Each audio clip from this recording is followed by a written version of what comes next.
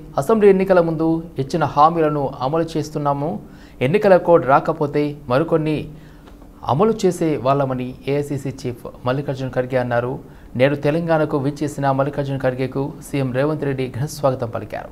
అనంతరం ఖర్గే మాట్లాడుతూ ఎన్నికల కోడ్ ముగిసిన వెంటనే మిగతా పథకాలు అమలు చేస్తామని హామీ ఇచ్చారు. వర్షాలతో నష్టపోయిన రైతులను మేము ఆదుకుంటామని బీజేపీ వాళ్ళు ఎన్నికల మేనిఫెస్టో మీద మాట్లాడడం లేదని ఖర్గే మండిపడ్డారు. 10 ఏళ్లలో బీజేపీ చేసిన అభివృద్ధి పనుల మీద ఎందుకు ఓట్లు అడగడం లేదని ప్రశ్నించారు. అదేవిధంగా అంబానీ ఆదాని కోసం బీజేపీ పనిచేస్తుందన్నారు. మోడీ 10 ఏళ్లలో చేసిన అభివృద్ధి మీద చర్చ చేయడం లేదని విమర్శించారు. कांग्रेस अध्यक्ष के रूप में आपको भरोसा दिलाता हूं कि हम वही वायदे करते हैं जो पूरे कर सकते हैं और राहुल जी भी वही वायदे बोलते हैं जो कर सकते हैं। तो आज तक हमने जो भी वायदे किए हैं, चाहे कर्नाटक के हो, चाहे हिमाचल के हो, चाहे हमारे हैदराबाद का हो, और हमने करके दिखाया, उसी के तहत हम ये काम कर रहे हैं। और दूसरी चीज़ जो अब 2 चरण के मतदान हो गए, 3 के हो गए, अभी 1 चरण बाकी है जो जल्द से जल्द हो रहा है और बाकी के और 3 चरण भी जल्द से जल्द ख़त्म होंगे। लेकिन इतना बड़ा लंबा इलेक्शन शायद किसी को फ़ायदा नहीं है। फिर भी जो इलेक्शन कमीशन कहती है उसके तहत हमें चलना पड़ता है, क्योंकि इतने काम ठप हो गए हैं और लोग भी जो कैंडिडेट होते हैं, जो भी उम्मीदवार होते हैं, बड़े परेशानी के साथ अपने इलेक्शन का काम करते हैं। బీజేపీకి ఓటేస్తే రాష్ట్రం విధ్వంసం అవుతుందని తెలంగాణ సీఎం రేవంత్ రెడ్డి అన్నారు. మక్తల్లో నిర్వహించిన కాంగ్రెస్ బహిరంగ సభలో సీఎం రేవంత్ రెడ్డి పాల్గొన్నారు. 10 ఏళ్లు పాలనలో ఉన్న బీజేపీ పాలమూరు రంగారెడ్డి ప్రాజెక్టుకు జాతీయ హోదా తీసుకురాలేదని రేవంత్ రెడ్డి మండిపడ్డారు. ప్రజల సమస్యలపై రాహుల్ గాంధీ చేసిన పాదయాత్రకు ప్రజలు బ్రహ్మరథం పట్టారన్నారు. మీకందరికీ విజ్ఞప్తి చేస్తున్నా, ఇవాళ జాతీయ స్థాయిలో మా మాదిగ సోదరుల యొక్క ఏబిసిడి వర్గీకరణ సమస్య ఉన్నది. సుప్రీం కోర్టులో, పార్లమెంటులో పరిష్కరించాల్సిన అవసరం ఉన్నది. ఇదే కాదు, మా ముదిరాజు బిడ్డలు ఎంతో కాలం నుంచి బీసీడీ నుంచి బీసీఏలోకి మార్చండి అని అడుగుతున్నారు. ఇవాళ ఆ సమస్యను పరిష్కరించాలి అంటే సుప్రీంకోర్టులో కొట్లాడాలి. మీ 32 గ్రామాలకు రోడ్లు కావాలన్నా, మీ మున్సిపల్ కోర్టు పూర్తి కావాలన్నా, మీ డిగ్రీ కాలేజ్ రావాలన్నా, మాదిగా ఉపకులాల ఏబిసిడి వర్గీకరణ జరగాలన్నా, ముదిరాజ్ సోదరులు ఏ కేటగిరీలోకి రావాలన్నా, మా వాల్మీకి బోయలు ఎస్టీ జాబితాలో చేరాలన్నా, పార్లమెంటులో మీకు కొట్లాడేవాడు కావాలి, మీ తరఫున ప్రశ్నించే గొంతుగా ఉండాలి, మీకోసం కష్టపడి మీ బిడ్డగా పనిచేస్తోడు ఢిల్లీలో ఉండాలి. అందుకే ఇవాళ మీ బిడ్డగా, మీ సోదరుడిగా ఈ రాష్ట్రానికి ముఖ్యమంత్రిగా ఉన్న పాలమూరు జిల్లాను సస్యశ్యామలం చేసి అభివృద్ధి చేసే బాధ్యత నేను తీసుకుంటా. నాకు ఢిల్లీలో చేదోడుగా వాదోడుగా మీ సమస్యల పరిష్కారానికి పనిచేసే యువకుడిగా మిత్రుడు వంశీచంద్ర రెడ్డి ఢిల్లీలో ఉండాలి. లోక్సభ ఎన్నికల సందర్భంగా కరీంనగర్లో ప్రచారంలో భాగంగా గౌడ కులస్తుల సమ్మేళనంలో మంత్రి పొన్నం ప్రభాకర్ పాల్గొన్నారు. కరీంనగర్ కాంగ్రెస్ పార్టీ ఎంపీ అభ్యర్థిగా రాజేందర్ రావును గెలిపించాలని వారిని కోరారు. తెలంగాణ ఉద్యమంలో కీలక పాత్ర పోషించిన జగపతిరావు కుమారుడైన రాజేందర్ రావును గెలిపించి కాంగ్రెస్ పార్టీ బలం పెంచాలని కోరారు. అదేవిధంగా బీజేపీ పొరపాటుగా గెలిస్తే ఎస్సీ ఎస్టీ బీసీ రిజర్వేషన్లు తొలగించే కుట్ర జరుగుతుందని అన్నారు. కాంగ్రెస్ను గెలిపించి బీజేపీ కుట్రను అడ్డుకోవాలన్నారు. తెలంగాణ ఉద్యమాన్ని, అమరవీరులను గురించి పార్లమెంటులో బీజేపీ అవమానకరంగా మాట్లాడితే కనీసం స్పందించని బండి సంజయ్ని ఎన్నికల్లో ఓడించాలన్నారు మంత్రి పొన్నం ప్రభాకర్. ఉద్యమ నేపథ్యం ఉన్న కాంగ్రెస్ పార్టీ అభ్యర్థి రాజేందర్ రావుకు ఓటు వేసి గెలిపించాలని మంత్రి పొన్నం ప్రభాకర్ కోరారు. దేశంలో ఉన్న 25 లక్షల పేద బడుగు బలహీన వర్గాల కుటుంబాలను ఉన్నత స్థాయికి తీసుకెళ్తామని చెబుతున్న మోదీ పేద ప్రజలు లేనప్పుడు ఉచిత బియ్యం పంపిణీ ఎందుకు ఇస్తున్నారో తెలపాలని మాజీ రాజ్యసభ సభ్యులు హనుమంతరావు ప్రశ్నించారు. అంబర్పేటలో పార్లమెంటు సభ్యుడు దానం నాగేందర్కు మద్దతుగా విహెచ్ ప్రచారాన్ని నిర్వహించారు. ఈ ఎన్నికలు దేశ ప్రజల తమ భవిష్యత్తును నిర్ణయించే ఎన్నికలు కాబోతున్నాయని తెలిపారు. సమానంగా అన్నప్పుడు బియ్యం ఎందుకు ఫ్రీ ఇస్తున్నావు రాబోయ్? పేదోడే లేడు, బియ్యం ఫ్రీ ఎందుకు ఇస్తున్నావు అంటే పేదోళ్ళు ఉన్నట్టు లెక్కనే కదా. కనుక ఏదైనా రాహుల్ గాంధీ ఒక మంచి నిర్ణయానికి వచ్చిండు. ఈ ఓటు నాగేందర్ కాదు, రాహుల్ గాంధీకి పోతుంది. కిషన్ రెడ్డికి వేసిండ్రనుకో అది నరేంద్ర మోడీకే పోతుంది. ఆయన వచ్చిండంటే పెద్ద పెద్ద కోటీశ్వర్లకు లాభం చేస్తాడు. అంతేకాదు 200 ఇండస్ట్రీస్ ఉంటే 16 లక్షల కోట్ల రూపాయలు రుణమాఫీ చేశాడు. రైతులకు రుణమాఫీ చేసిండు ఆయన? చేయలేదు కదా. వాళ్ళు రోడ్ల మీద వాననక ఎండలనకుండా వాళ్ళకు న్యాయం చేయలే. అదే మేము పవర్లో రావడంతో మన్మోహన్ సింగ్ 2 లక్షల రుణాలు మాఫీ చేశాడు. అదేవిధంగా మహాత్మా గాంధీ రోజ్గార్ యోజనను ఇవాళ 400 చేస్తాడు. అంటే ఎండాకాలం వస్తే పని ఉండదు, వాళ్ళకి పని కల్పించాలి అని వాళ్ళ జీతాలు కూడా పెంచుతా అంటున్నాడు. రాహుల్ గాంధీని మనం తెచ్చుకుంటే పేదవారికి లాభం జరుగుతుంది. ప్రతి ఒక్కరు ఆలోచన చేయాలి. ముఖ్యంగా ముస్లిం సోదరులకు తీవ్రమైన అన్యాయం జరుగుతుంది. 3 తలాక్ తర్వాత రేపు అడ్డాడు కోయి దాడి పాలన దాడి అయితే నికాల్ తెచ్చుకుంటే ఇక గడ్డం కూడా తీసుకునే పరిస్థితి వస్తుంది. కాబట్టి వాళ్ళు కూడా ఆలోచన చేయాలి. పొద్దునే మా తల్లులు మా అక్కలు పేదవారి గురించి ఆలోచన చేసే రాహుల్ గాంధీ కావాలన్నా, ధనవంతులను లాభం చేసే ప్రధానమంత్రి కావాలని వాళ్ళు ఆలోచన చేసి పొద్దున్నే 13 పొద్దున్నే, ఎందుకంటే 12 కాగానే ఎన్నికలు ఎక్కువైతే కాబట్టి పొద్దున్నే 11 లోపట్టే ఇంకోటి వేయండి, మళ్ళీ తర్వాత 4 గంటల తర్వాత వేయండి. ఇప్పుడు 2 గంటలు పెంచారు, 5 నుంచి 6 చేసారు.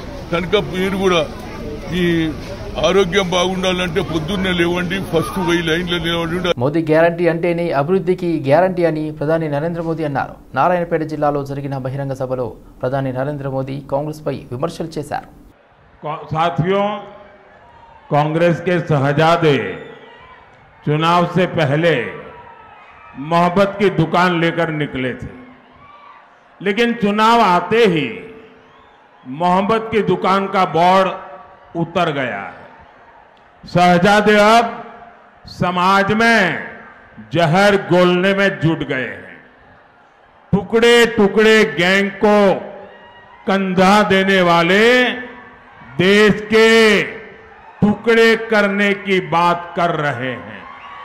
शहजादे के एक एडवाइजर है, वो अमेरिका में रहते हैं.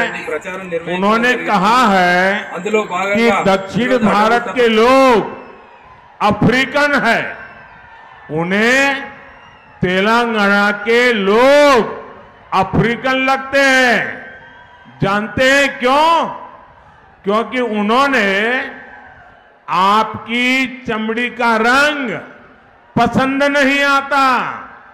कौन अफ्रीकन है, कौन भारतीय है, अब ये कांग्रेस हमारे रंग से तय करेगी. లోక్సభ ఎన్నికల ప్రచారానికి సమయం సమీపిస్తున్న నేపథ్యంలో పార్టీ నాయకులు తమ ప్రచారాన్ని మరింత వేగవంతం చేశారు. సికింద్రాబాద్ బీజేపీ అభ్యర్థి కిషన్ రెడ్డికి మద్దతుగా రాజ్యసభ సభ్యుడు లక్ష్మణ్ ప్రచారం చేశారు. దోమలగూడలోని ఇందిరా పార్కులో ఉదయం నడక కోసం వచ్చిన ప్రజలతో మాట్లాడారు. కమలం గుర్తుకు ఓటు వేయాలని లక్ష్మణ్ అభ్యర్థించారు. అత్యంత విలువైన వజ్రాయుధమైన ఓటును బీజేపీకి వేసి మోదీ నాయకత్వాన్ని బలపరచడానికి కిషన్ రెడ్డికి అత్యధిక మెజార్టీతో గెలిపించాలని లక్ష్మణ్ కోరారు. అనంతరం అక్కడి ప్రజలతో కలిసి కొన్ని వ్యాయామాలు చేశారు. కాంగ్రెస్ ప్రభుత్వం వచ్చి 5 నెలలు గడిచినా ఇచ్చిన హామీలను నెరవేర్చలేదని మాజీ మంత్రి హరీష్ రావు ఆరోపించారు. సార్వత్రిక ఎన్నికల ప్రచారంలో భాగంగా కరీంనగర్ బీఆర్ఎస్ అభ్యర్థి వినోద్ కుమార్కు మద్దతుగా హుస్నాబాద్లో హరీష్ రావు రోడ్ షో నిర్వహించారు. రాష్ట్రంలో కాంగ్రెస్ వచ్చాక బంగారం ధరలు కొండెక్కాయన్న హరీష్ రేవంత్ సర్కార్ రివర్స్ గేర్లో వెళ్తుందని విమర్శించారు. ఇక కాంగ్రెస్ వాళ్ళ గురించి చెప్పడం అవసరం ఉన్నదా? కళ్యాణ లక్ష్మి చెక్ బౌన్స్ అయింది, తులం బంగారం తుస్సుమన్నది.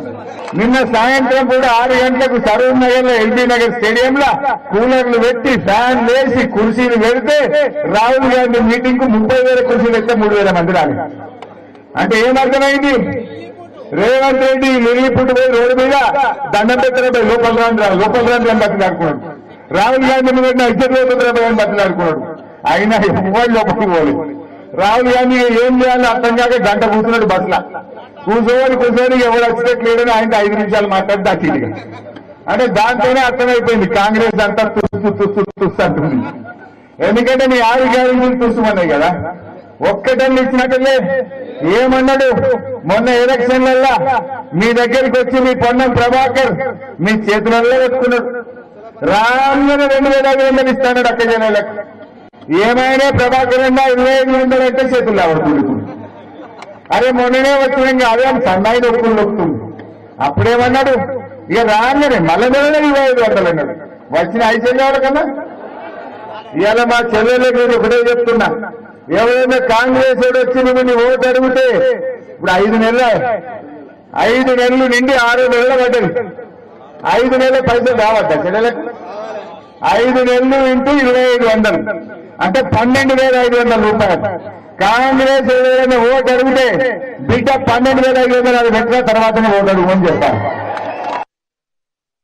ప్రజలకు సేవ చేసేందుకు రేవంత్ రెడ్డి రాలేదని, ఉన్నది ఊడ్చుకుపోయేందుకు వచ్చిన దూకేబాజ్ అని పాలమూరు ఎంపీ అభ్యర్థి డీకే అరుణ ఫైర్ అయ్యారు. ఎన్నికల ప్రచారంలో భాగంగా ఆమె ప్రధాని నరేంద్ర మోదీతో కలిసి నారాయణపేటలో సభలో పాల్గొన్నారు. డీకే అరుణమ్మ ఈరోజు నరేంద్ర మోదీ గారి యొక్క ఆశీర్వాదంతో మహబూబ్ నగర్ పార్లమెంట్లో గెలుస్తుందని ఈరోజు రేవంత్ రెడ్డి గారు కొత్త వేషం వేసిండ్రు. అరుణమ్మ గెలిస్తే నేను ముఖ్యమంత్రి పదవి నాకు పోతుంది అని. అయ్యా, అరుణమ్మ గెలిస్తే దేశం అభివృద్ధి చెందినట్లే పాలమూరు కూడా నరేంద్ర మోదీ గారి యొక్క ఆశీస్సులతో అభివృద్ధి చెందాలంటే పాలమూరులో పార్లమెంట్ సీటు కమలం గుర్తు గెలవాలి. నోటికొచ్చిన భాష మాట్లాడుతున్నాడు. ఆడపిల్లలంటే గౌరవం లేదు, మహిళలంటే గౌరవం లేదు. అరుణమ్మని ఏమంటున్నారు? కింద పడేసి తొక్కుకుంటా పన్న పెట్టి తొక్కుకుంటా పోయి కాంగ్రెస్ ని గెలిపిస్తానంట. ఊర్లలో కాంగ్రెస్ పార్టీకి ఓట్లు పడతాయా? ఈడ ఉన్న మీ ఆడపిల్లలు అంటే పడతారా? ఇంట్లో ఆడపిల్లలు ఉన్న వాళ్ళు ఎవరైనా వాళ్ళకి ఓటు వేస్తారా? ఈరోజు ఆడపిల్లలంటే గౌరవం లేదు, మహిళలంటే గౌరవం లేదు, ప్రజలంటే గౌరవం లేదు. ఈరోజు ఈ రాష్ట్రాన్ని మోసం చేస్తున్నటువంటి ఇంకొక దోకేబాజ్ రేవంత్ రెడ్డి అని చెప్పి సందర్భంగా తెలియజేస్తా ఉన్నా. రియల్ ఎస్టేట్ రంగంలో ఉంటూ విశేష సేవలు అందిస్తున్న భారత్ నిర్మాణ్ లిమిటెడ్ సంస్థ చైర్మన్ కృష్ణంరాజు తెలిపారు. భారత్ నిర్మాణ్ లిమిటెడ్ సంస్థ ఆధ్వర్యంలో కొత్తపేట మార్గదర్శి కాలనీలో ఏర్పాటు చేసిన ప్రాంతీయ కార్యాలయంను సంస్థ చైర్మన్ బాలకృష్ణంరాజు ముఖ్య అతిథిగా హాజరై లాంఛనంగా ప్రారంభించారు. అనంతరం సంస్థ కార్యాలయంలో మీడియా సమావేశాన్ని ఏర్పాటు చేశారు. ఈ సందర్భంగా కృష్ణంరాజు మాట్లాడుతూ ఈస్ట్ హైదరాబాద్ ప్రాంతం శరవేగంగా అభివృద్ధి చెందుతుందని, తమ కస్టమర్లకు, ఏజెంట్లకు, రియల్టర్లకు అందుబాటులో ఉండే విధంగా కొత్తపేటలో ప్రాంతీయ కార్యాలయం ఏర్పాటు చేసినట్లు తెలిపారు. తెలంగాణ, ఆంధ్రప్రదేశ్ రాష్ట్రంలోని 2 టైర్ల సిటీ ప్రాంతంలో తమ ప్రాజెక్టును ఏర్పాటు చేశామని ఆయన వివరించారు. తమ సంస్థ ఫామ్ ల్యాండ్ ప్రాజెక్టులు, ఆగ్రో ఫారెస్ట్ ప్రాజెక్టులు, డిటిసిపి ప్రాజెక్టులు, అదేవిధంగా హెచ్ఎండిఏ ప్రాజెక్టులు, ఇతర ప్రాజెక్టులను చేపడుతున్నామని ఆయన పేర్కొన్నారు. ఈ కార్యక్రమంలో managing director Poloju Lakshman, company ప్రతినిధులు, సిబ్బంది పాల్గొన్నారు. ఈ కొత్తపేట అనే ఏరియాలో హైదరాబాద్లో ఉన్నటువంటి ఈస్ట్ జోన్లో ఎక్కువగా రియల్ ఎస్టేట్ డెవలప్మెంట్ కానీ, మంచి మంచి ప్రాజెక్టులు కానీ, ఇవన్నిటికీ ఈ ఏరియా ఇప్పుడు బాగా ఇంప్రూవ్మెంట్ అవుతుంది. అర్బనైజేషన్ బాగా జరుగుతుంది. దానిలో భాగంగా ఇటు సైడ్ ఉన్నటువంటి ఈ ఏరియాలో ఉన్నటువంటి ఈ రియల్టర్స్ కానివ్వండి, మా కస్టమర్లకు కానీ, వాళ్ళందరికీ కూడా మేము బాగా దగ్గరగా ఉండాలని, అందుబాటులో ఉండాలన్న ఉద్దేశంతో ఈరోజు భారత్ నిర్మాణ్ లిమిటెడ్ ఈ దిల్సుఖ్ నగర్ కొత్తపేటలో ఒక బ్రాంచ్ ఓపెన్ చేయడం జరిగింది. అండ్ మోరోవర్ మా కంపెనీ గురించి చెప్పాలంటే సిన్స్ లాస్ట్ 15 years నుంచి మేము రియల్ ఎస్టేట్ బిజినెస్లో ఉన్నాము. హైదరాబాదు, అలాగే కొన్ని ప్రాజెక్ట్స్ ఆంధ్రాలో కానివ్వండి, తెలంగాణలో కానివ్వండి, 2 టైర్ సిటీస్లో కొన్ని farm land projects, agro forestry projects, DTCP, HMDA, RERA approved ప్రాజెక్ట్స్ని డెవలప్ చేయటం మా ప్రాముఖ్యతను చెప్పుకోవచ్చు. అట్ ద సేమ్ టైం మా దగ్గర ఉన్నటువంటి వందలాది మంది ఏజెంట్లకి కన్వీనియంట్గా ఉండటం కోసం ముఖ్యంగా ఈరోజు ఇక్కడ మన కొత్తపేట బ్రాంచ్ని స్టార్ట్ చేయడం జరిగింది. 10 ఏళ్లుగా దేశంలో పెద్ద పెద్ద కార్పొరేట్ సంస్థలు అధినేతలు తప్ప సామాన్యులకు న్యాయం జరిగిన దాఖలాలు లేవన్నారు. మళ్లీ నరేంద్ర మోదీ అధికారంలోకి వస్తే రాజ్యాంగాన్ని సైతం రద్దు చేసే కుట్రలు జరుగుతున్నాయని ఆరోపించారు. 2 సార్లు గద్దెనెక్కినటువంటి ప్రభుత్వం అంబానీ, అదానీ లాంటి పెద్ద సెట్లకు తవ్వి పెట్టినంతగా మనటువంటి సాధారణమైన ప్రజల కోసం వాళ్ళు చేయలేదు.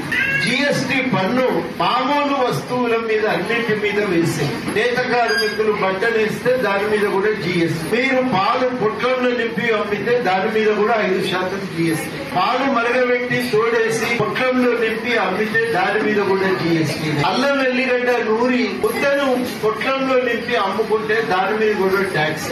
ప్రతి దాని మీద కూడా ట్యాక్స్.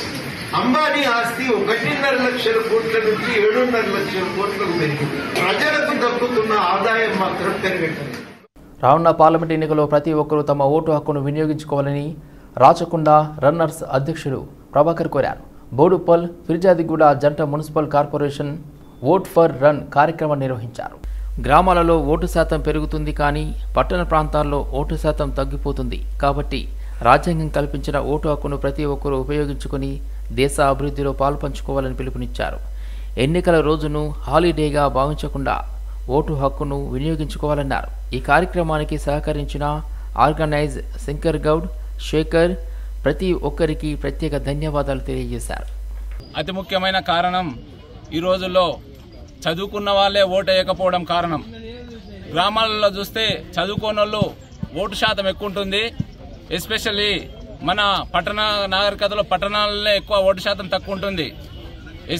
ఎంతో ఖర్చు పెట్టి, ఎన్నో కోట్లు ఖర్చు పెట్టి ఎలక్షన్ కమిషన్ ఆఫ్ ఇండియా మంచి ప్రోగ్రాము ఈ 5 సంవత్సరాలకు ఒకసారి ఒక పండుగ వాతావరణం తీసుకొచ్చి అందరినీ ఓటు వేసుకునే విధంగా ఒక వయసు ఇస్తుంది, అవకాశం ఇస్తుంది. అయినా ఇప్పుడున్న యువత ఓటు హక్కును వినియోగించుకుంటలేరు.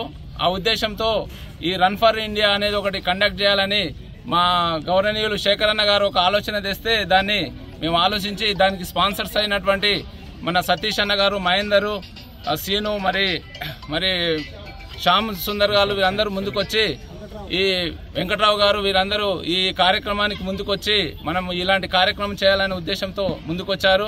దీంట్లో నిజంగా చాలా అభినందించవలసిన విషయం ఉంది. అదేవిధంగా ఈ లోకసభ ఎన్నికల్లో యువత అందరూ ముందుండాలి, తన యొక్క ఓటు హక్కు వినియోగించుకోవాలి. ఓటే ఆయుధము, ఓటు మన వెపన్ అని చెప్పేసి అన్ని మాటలు మనం చెప్తుంటాము, కానీ ఆ ఓటు హక్కు వినియోగించుకోవడానికి ఎవరు ముందుకు రారు. అదేవిధంగా మన వేరే దేశాలు, బెల్జియం లాంటి దేశాల్లో చూసుకుంటే ఓటు హక్కు వినియోగించకుంటే వాళ్ళకు గవర్నమెంట్ జాబ్లు కూడా రావు వాళ్ళకి. అదేవిధంగా ఆస్ట్రేలియాలో ఓటు వేయకుంటే వాళ్ళకు 2-3 సంవత్సరాలు వాళ్ళకి ఫైన్ వేయడం జరుగుతుంది. కాబట్టి ప్రతి ఒక్కరు ఓటు హక్కును వినియోగించుకోవాలి, ప్రజాస్వామ్యాన్ని రక్షించాలి. తన వంతు కృషి, పబ్లిక్ అవేర్నెస్, పబ్లిక్లో ప్రతి ఒక్కరు ఓటు హక్కు వినియోగించుకోవాలి. ఓటు హక్కు అనేది బాధ్యత, రాజ్యాంగం కల్పించింది మనకు. ప్రతి ఒక్కరూ ఓటు హక్కు వినియోగించుకోవాలని చెప్పేసి, అందులో మనం ఈ 13వ తారీఖు నాడు జరగబోయే లోకసభ ఎలక్షన్లో ప్రతి ఒక్కరూ ఈ ఓటు హక్కును వినియోగించుకోవాలి. అందులో భాగంగానే రాచకొండ రన్నర్స్ తరపు నుండి ఈ ప్రోగ్రాం ఏర్పాటు చేయడం జరిగినది. కేంద్రంలో ఉన్న బీజేపీ ప్రభుత్వాన్ని ఓడించాలని సిపిఎం పార్టీ నాయకులు కోరారు. ఈ మేరకు సికింద్రాబాద్ పార్లమెంట్ కాంగ్రెస్ అభ్యర్థి దానం నాగేందర్ గెలుపు కొరకు ఇండియా కూటమిలో భాగంగా సిపిఎం నాయకులు అడ్డగుట్టలో ఇంటింటికి తిరుగుతూ ప్రచారం నిర్వహించారు. ఈ 10 ఏళ్ల కాలంలో బీజేపీ పార్టీ దేశాన్ని నాశనం చేసిందని తెలిపారు. 28 పార్టీలు కలిసి దేశంలోని ప్రజలందరి కోసం ఇండియా కూటమిగా ముందుకొచ్చాయని అన్నారు. ప్రజా సంక్షేమం కోసం, కార్మిక హక్కుల కోసం, రిజర్వేషన్ల కోసం ఇండియా కూటమి అభ్యర్థులను భారీ మెజార్టీతో గెలిపించాలని పిలుపునిచ్చారు. కేంద్రంలో ఉన్న బీజేపీ పార్టీ మతోన్మాదంతో ప్రజలను తీవ్రంగా ఇబ్బంది పెడుతున్నారని అన్నారు. గత 10 సంవత్సరాల కాలంలో బీజేపీ పార్టీ అనేక హామీలు కూడా ఏ ఒక్క హామీ కూడా ఈరోజు అమలు చేసే స్థితి లేదు. గతంలో మనకి విదేశాల్లో ఉన్న నల్ల డబ్బు తీసి ఒక్కొక్క అకౌంట్లలో 15 లక్షల రూపాయలు వేము అని చెప్పేసి జీరో బ్యాంక్ అకౌంట్స్ ఓపెన్ చేయించి పెట్టారు. అయినా కూడా ఈరోజు ₹1 మనకు తీసుకొచ్చే స్థితి లేదు.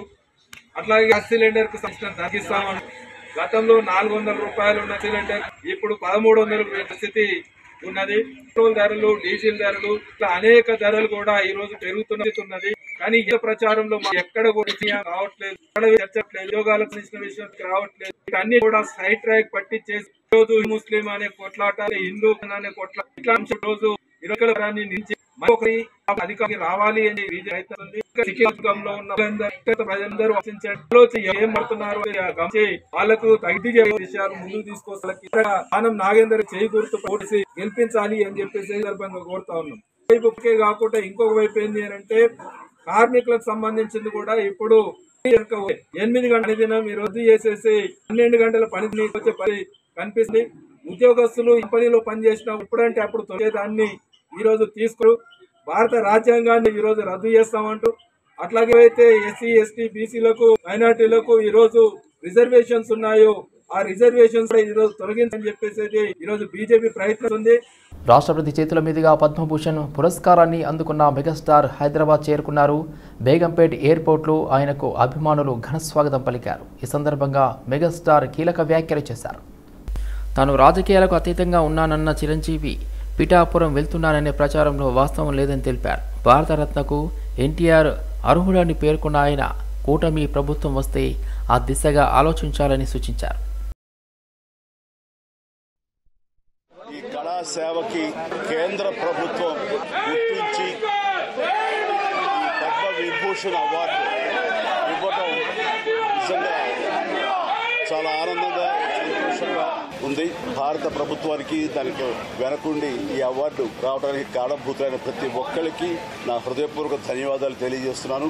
అండ్ ముఖ్యంగా ఈ అవార్డు రావటం వెనుకాల నా కృషి, నా కళాసేవ ఈ సమాజానికి ఎంతో కొంత ఇతోధికంగా నేను చేసినటువంటి సేవలు ఇవన్నీ పక్కన పెడితే ఎవరైతే దోహదపడ్డారో ప్రతి ఒక్కరికి నేను ధన్యవాదాలు తెలియజేసుకుంటూ వారి సహకారం నేను ఈ ఎత్తుకు ఎదగడానికి కారణమైనటువంటి వారందరిది కాబట్టి ఈ సందర్భంగా మరొకసారి నా సంతోషాన్ని తెలియజేసుకుంటూ నేను ధన్యవాదాలు తెలియజేసుకున్నాను.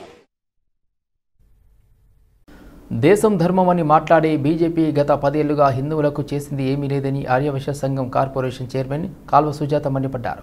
బాగంబరిపేటలో బ్రాహ్మణ ఆర్యవైశ్య ఐక్య వేదిక సంఘం ఆధ్వర్యంలో సమావేశం నిర్వహించారు.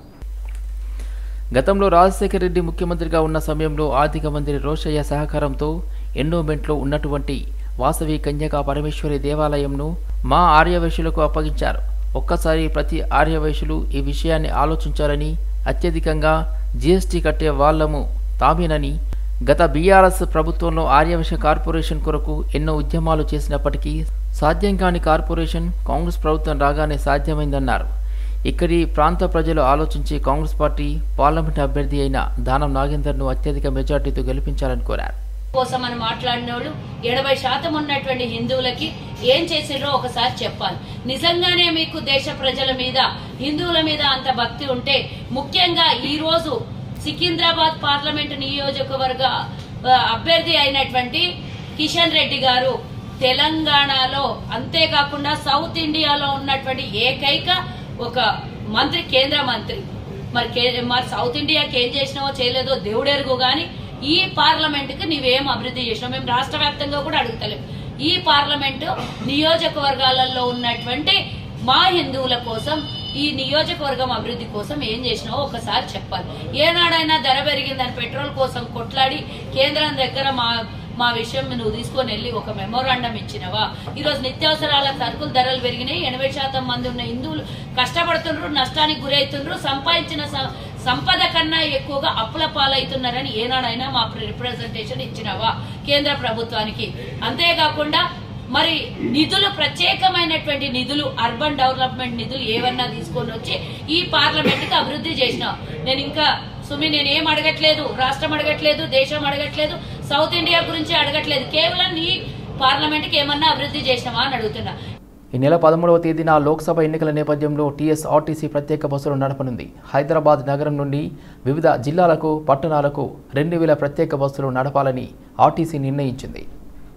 ఎంజీబీఎస్ నుండి 500, జేబీఎస్ నుంచి 200, ఉప్పల్ నుంచి 300, ఎల్బీ నగర్ నుంచి 300 ప్రత్యేక బస్సులు నడపనున్నారు.